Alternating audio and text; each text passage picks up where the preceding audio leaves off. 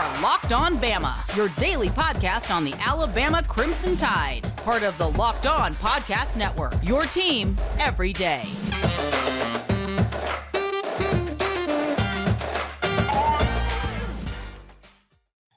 Hey again, everybody, and welcome back into Locked On Bama. Luke Robinson, that's me. Jimmy Stein, that's him. Jimmy, how are you today?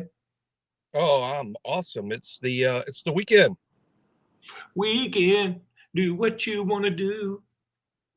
Yeah, I'm pretty fired up about the weekend too, Jimmy. I just found out last night I'm going to the Alabama-Arkansas game. If there are any Locked On Bama fans out there, and you see a big, tall, lanky, nearly 50-year-old, feel free to come up to me. Oh, you'd be the only one. You know, very few people. Very few people would. If you see a tall, upper middle class, nearly 50-year-old white guy, that's me. Are you one of those people that sit in the first row and never cheer and never uncross anything? All right. I mean, like literally everything remains crossed the whole game. We really need a good crowd supportive game for this. I mean, you guys, I'm not going to make a fool of myself, but I'm not wearing a hard hat because I'm almost 50. That's a student thing. I'm not wearing the Minion shirts that they had on, which I thought was kind of good. I'm gonna go. I'm gonna have an Alabama polo. I'm gonna have some decent faux designer jeans on, and I'm going to stand up when we hit a three. I'm going to throw my hands up when we hit a three. I'm going to do this when probably Teddy Valentine, who is refs just about, or Doug Shows or whatever the hell his name is, refs one of our games and screws it up because they always do. I'm going to do that. And you should too. You don't have to get nuts. You don't have to go Bruce Pearl and take your shirt off. Just cheer. Just cheer. Cheer when we do well, boo when they do well, or the refs. I rarely watch the games with my shirt on. Whether you're at the game or not. Especially not. Now I'm going to be watching the game at the mall with no shirt. Did you say at the mall? Yeah, I was just picking out a random public place to watch a game. I don't know that you can watch a game at the mall. I am literally going to watch the game at my house. So I was at the game last Saturday and we lost to Kentucky. So I will watch this one at home. By the way, I have been trying to do this YouTube podcast thing at my office a little bit more. If you see this, I guess it's this shoulder. I forget the alternative, right, left, whatever thing. But if you see that big, nice fountain behind me, and you want one just like that, you can contact me, Luke Robinson at Robinson Iron. I'd be happy to sell you a fountain just like that one, which is at Mercer University in Macon, Georgia, a team that we have played in football several times. That's not actual size, I assume. No, it's not actual size. That one's quite big. It's beautiful too. And they actually sent me this picture. And so I had it put on this poster board thing and put in my office because they did some incredible lighting with it. But look, this isn't Locked On Cast Iron Fountains. This is Locked On Bama. So let's talk a little bit about Arkansas coming up tomorrow. That game's going to be fun. I'm always interested in the spread of the game. I haven't seen the spread quite yet. We're doing this early Friday morning. I guess I can look it up when you go on a rant here in a second. But I'd say Alabama by 2. I'd go Alabama -2. Let me see if I can pull it up. But I did pull up ESPN's, what do they call it? Like a projector or they have an FPI like they do in football, an FPI. Yeah. Well, matchup predictor is what they call it. Okay. And they have Alabama as a 70% chance to win. Now, no, wait a minute. I get it. But I understand my saying it. I'm a homer, and I feel like we may have turned a bit of a corner. It's foolish for me to think that because every time I think we turn a corner, we go backwards. Every time I think we're going backwards, we turn the corner. So it's foolish for me to think that I can predict this team. However, I think we're catching Arkansas at a good time, Jimmy. I know conventional wisdom says, hey, they've won 9 in a row. They're on fire. They just beat the number one team, everything, yada, yada, yada. But, they're coming off. That's my argument. They're coming off beating the number one team. Right. They're emotionally drained. They've been for the last few days have been hearing about how awesome they are. And they are really good. Don't get me wrong. I'm not saying Arkansas is overrated. I think Arkansas is very good. But I feel like we shot very well against Ole Miss. I think we're beginning to find some identity. So I feel a lot better about everything. And I think 70% chance to win is about right. It's a letdown alert for Arkansas for sure. Even if Alabama wasn't playing in this game, I would be like, man, Arkansas. When you have a huge emotional win at home and then immediately go on the road, that is a letdown alert formula across multiple sports, not just basketball. I would be saying the same thing in football too. So I agree that Arkansas is on letdown alert. It is going to be very difficult for them to get up, and an 11 a.m. game on top of it. So Alabama's playing well and coming home where you don't have the letdown, or you shouldn't have the letdown. It's just that this Alabama team has been so very difficult to predict. This is how I feel. I think I talked about this the last show. I sort of feel like we're going to split these two home games, which is not good. That's not good. It's not. I'm not happy about that at all. We shouldn't split. We should win both of these games because we're a 5 seed and we're playing at home against a non-number 1 seed. We should win both of these games. I don't feel like we turned a corner. I think we just played really well. And this team is going to be a 2 steps forward, 1 step back team until March. That's just how I feel. And I think if we play well enough to beat Arkansas, I'm going to be paranoid that we'll puke one up against Mississippi State, or vice versa. If Arkansas just beats us because they're playing better than anybody and we lose a tight game, I think we'll beat Mississippi State handily because we'll feel like our back's up against the wall. So I feel like a split is what's going to happen in these next two. But I hope I'm wrong, and maybe we did turn a corner. Winning both games means I think we did turn a corner in Oxford. Yeah. I mean, I see where you're coming from, but you're way off. You think we win both games? I do. Okay. I don't know why. Like, there's so much in my life that's depressing right now that this is kind of bringing me joy. Jimmy, let me tell everybody about betonline.net. BetOnline has you covered this season with more props, odds, and lines than ever before as football continues to march through the playoffs right to the big game, which is coming up Sunday. BetOnline.net remains the best spot for all your sports scores, podcasts, and news this season. And it's not just football. BetOnline has up-to-the-minute info on pro and college hoops, NHL, boxing, UFC, along with live real-time updates of current games. It's awesome. Don't wait to take advantage of the all-new amazing offers available for the 2022 season. BetOnline, that's where the game starts, Jimmy. I'm not playing around. BetOnline, where the game starts. Also want to tell you about Built Bar. This is the time of year that I've pretty much given up on all my New Year's resolutions. That's for real.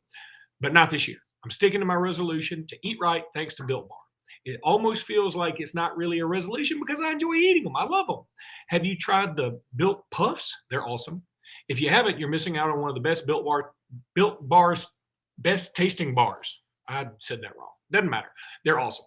Puffs are the first ever protein-infused marshmallow. They're fluffy. They're marshmallowy. They're not just a protein bar. They're a treat, and they're covered in 100% real chocolate. Puffs are a fan favorite with some incredible flavors. Yummy, cinnamony churro, coconut marshmallow, banana cream pie. So good. They're all so good. I've had them. They're awesome. These are going to be your new favorites. All Built Bars are covered in 100% real chocolate. Yes, Puffs included. 100% real chocolate. Did I say 100% real chocolate? Maybe 105% chocolate. That's how much chocolate's in this. Low calorie, high protein. Replace your candy bar with these. They are better. A typical candy bar can be anywhere from 200 to 300 calories. These ain't. Go to built.com, scroll down to the macros chart. You'll be blown away. High protein, low cal, high fiber, low carb.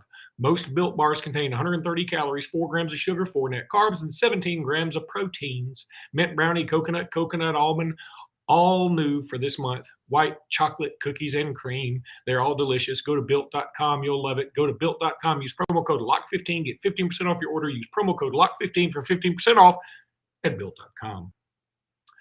Jimmy. Oh.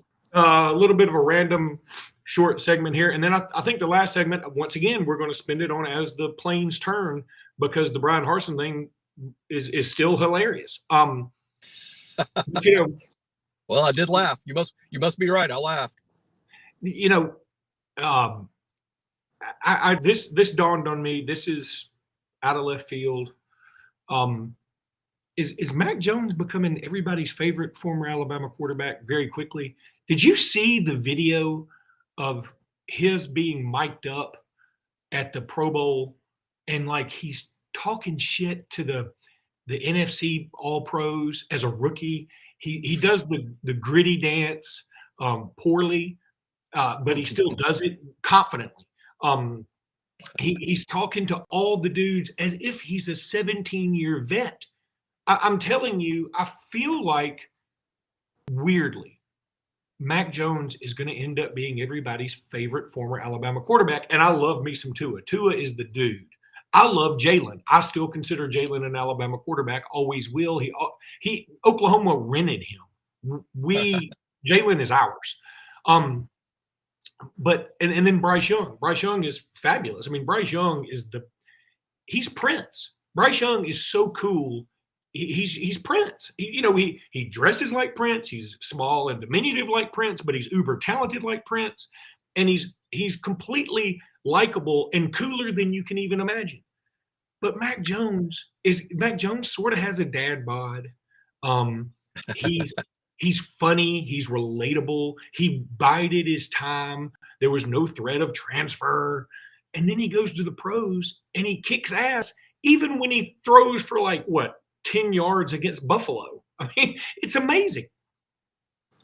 He's very likable, and even if you're not an Alabama fan, I mean, I think he's just likable. He's one of these guys. I mean, why would anybody hate on Mac Jones? He's not controversial or scandalous. He's a nice guy. Like you say, he's funny.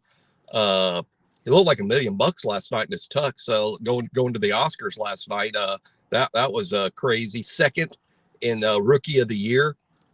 Deservedly so. I mean, Jamar Chase is the best rookie in the NFL. That wasn't even close, and deservedly. But Mac finishing second is an incredible achievement, particularly where he was drafted the 5th quarterback and is the 2nd Rookie of the Year ahead of all the other quarterbacks.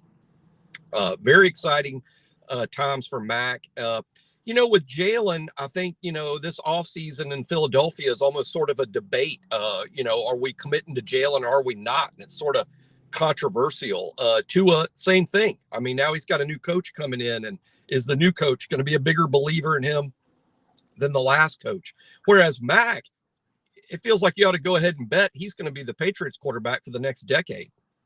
I think that helps with his popularity. I think he has obvious staying power. I'm not sure anybody's ready to bet the mortgage that Tua is still the Dolphins quarterback 6 years from now, or that Jalen is still the Eagles quarterback 6 years from now. And with Mac, you make that bet. So I think that's a factor as well.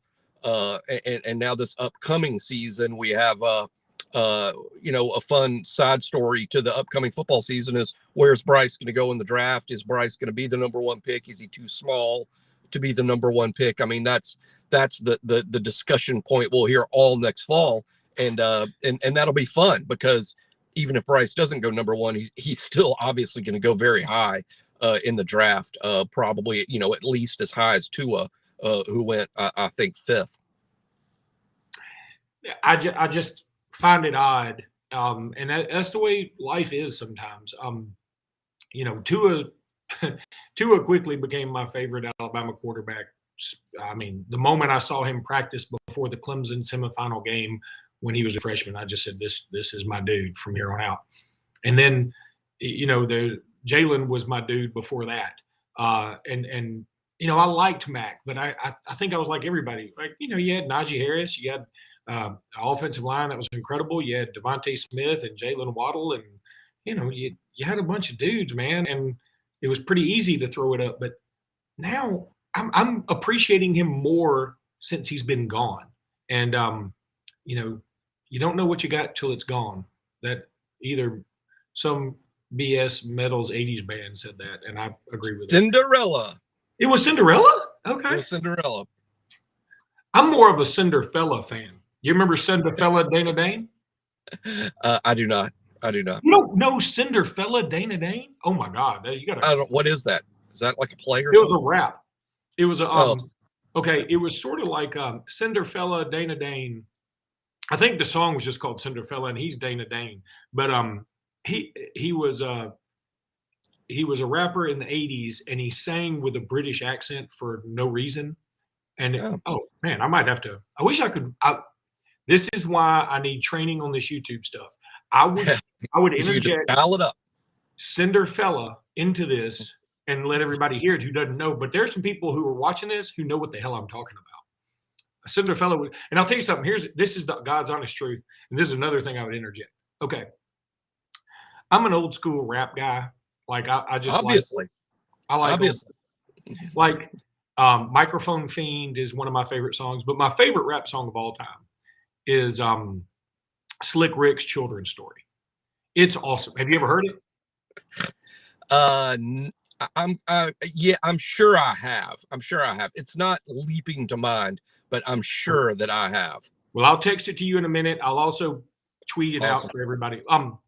But Slick Rick's Children's Story is amazing. It's amazing. It's so far ahead of its time. And so what's really funny about this is every one of my children, once I learned how to download music onto my phone and play it through my car, which was probably around my second child, okay? Once I started to learn to do that, all of my children, and including up to my 5-year-old right now, I picked her up from her grandparents yesterday. As soon as she got in the car, she said, "Hey, Daddy, play Children's Story."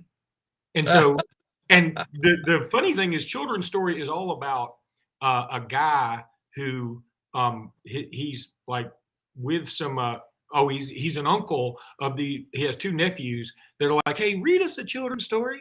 And he's like, "Okay, I'll tell you a story." And he wraps a story about this kid that hangs with the wrong crowd, gets into trouble, and then like it just escalates. Like he does one thing, then another, and eventually he gets caught by the police, and the police still shoot him just to hear him scream and all this stuff. Like, this is in the 80s. And your child wants to hear this. I know. She doesn't know what any of it's about. But the beat is so awesome. And it in a way, I understand if somebody wants to call DHR on me right now, I get it. But I think it's educational for the children's. I like it. So, anyway, let's take a break, Jimmy. When we come back, another day in As the Plains Turn. All right. Look, I don't know if this violates any kind of contract or copyright or trademarks. But Philip Marshall posted something about the Brian Harsin thing, and I'm not going to read it all for fear of being sued by everybody for some reason. But Philip Marshall from Auburn Undercover. He said, there are indications that the saga of Brian Harsin and Auburn football could end Friday. There are rumblings that Harsin could be retained, perhaps with some conditions.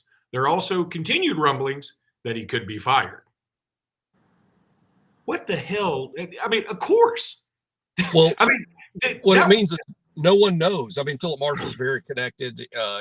No one in the media at Auburn, I would think, is any more connected, and not even he knows. I mean, that's clear. I mean, he didn't report, hey, this is going to happen. All he's basically reporting is whatever is going to happen could happen today.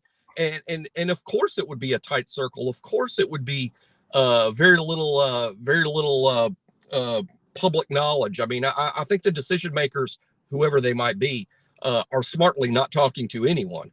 But gosh, it needs to end soon for Auburn because spring practice dates are coming out. Spring practice literally starts in a month or less than a month. And if they're going to make a new hire, let's say you fire him today, do you get the new hire done by next week?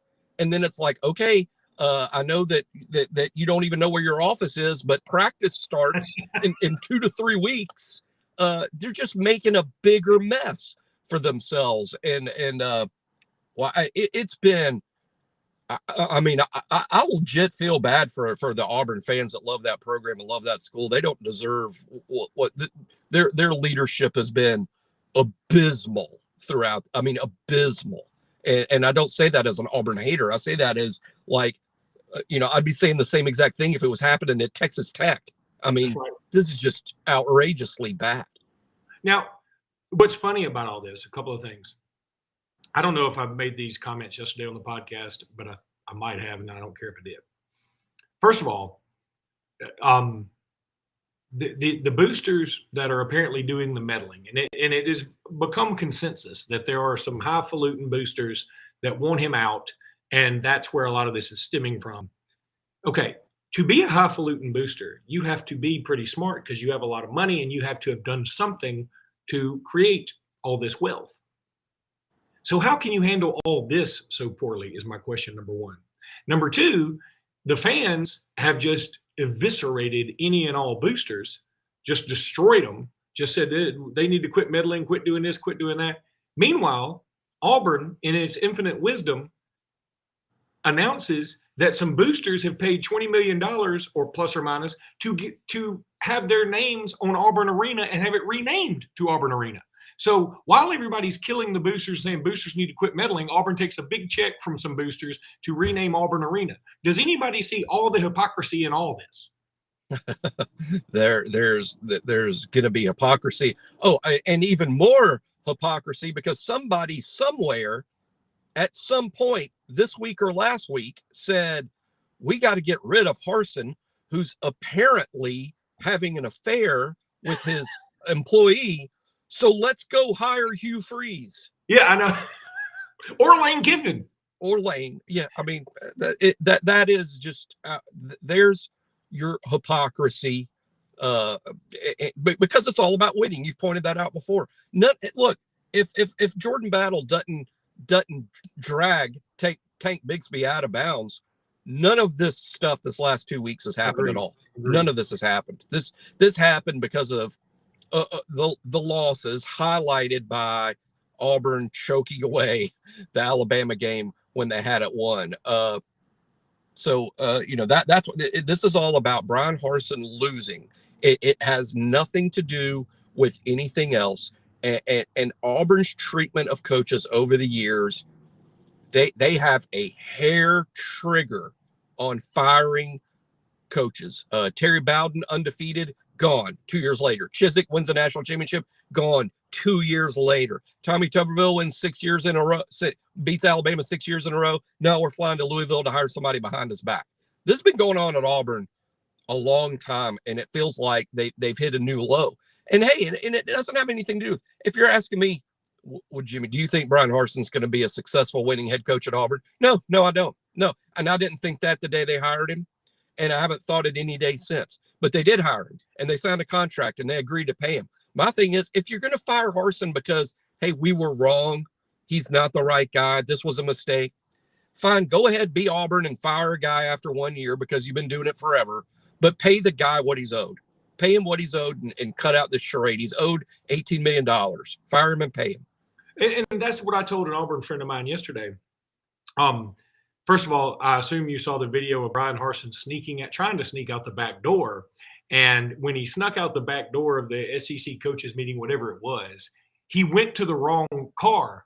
And he realized very quickly, okay, I can't just turn around because there are a gazillion reporters behind me. And so he had to walk around the wrong car, do a figure eight to the back, the door of the right car. And what's even funnier, a friend of mine, a very nice girl, big Auburn fan. She's a reporter now in Birmingham, Lyndon Blake. And she couldn't be any nicer. Auburn grad, a whole Auburn family, just really nice girl.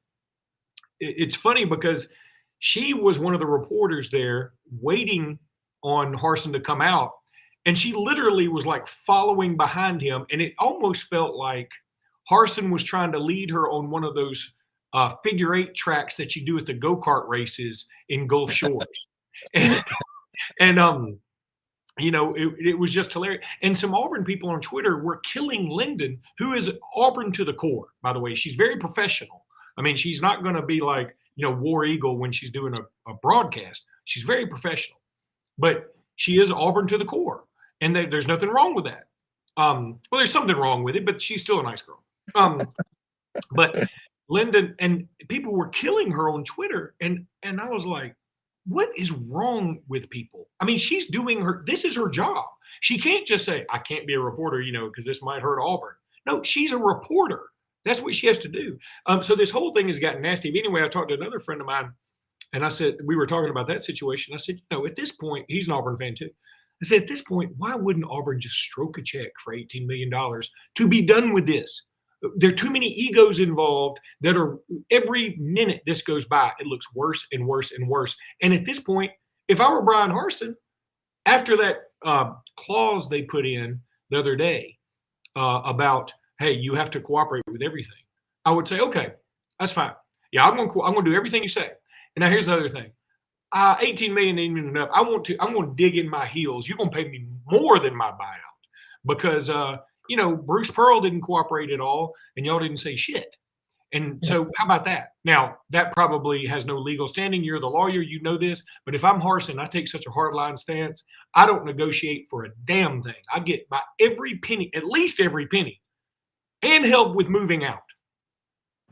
Yeah, anybody out there that said something along the lines of, any comment that's like, oh, well, they could just all get this done. Harsin can agree to take less. Why would he do that? Why would Harsin agree to take less when they've embarrassed him like they have, fired him after one season, treated him like the way he has, and they have no contractual basis to argue that unless they have a case to fire him for cause. So there could be facts out there that I'm unaware of, that we're all unaware of, that would allow them to make a cause claim as to why the contract should be torn up. I doubt that. I think we would know that by now. But that's the only way legally that Auburn can get out of paying the full $18 million is if they have cause, or if Harsin and his lawyers think that they have a good faith case to make for cause. At that point, you could negotiate and say, well, pay me less. And so we don't have to go through all that. But if Auburn has no case whatsoever to fire him for cause, Brian Harsin should not take 1 cent less than he's owed. And as far as claiming more money legally, if you want to know the answer to that, you can't make a claim for more money under the terms of the contract. The contract says what the contract says. However, Auburn has engaged, or if Auburn fans or Auburn boosters have engaged perhaps in a defamatory attack against him in terms of allegations they made about a potential affair, in terms of other things that have been said about him, basically alleging abuse of players. Brian can claim that has defamed him. Then he would have a tort claim that would entitle him to damages beyond what's in the contract. So, yeah, I think that all that stuff is possible and is part of the mess that they're untangling over there.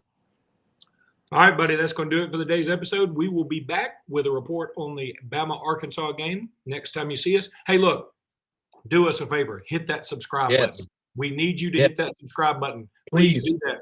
All right. Because if you're watching right now, it's going to take you like 15 seconds. If you're watching right now, just click off, hit subscribe. It doesn't cost you a thing. It just costs you 15 seconds and really helps us out with the bosses.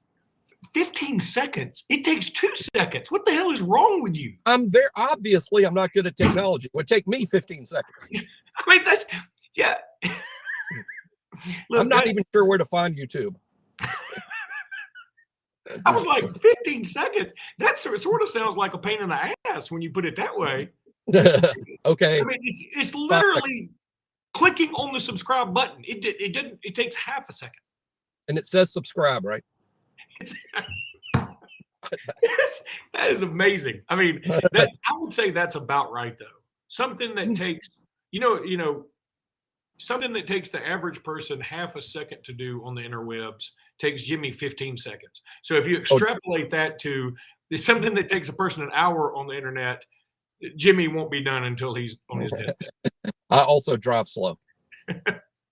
Well, I mean, apparently, you hadn't moved from behind that Subway. I got this nice badass fountain behind me. You've got a Subway.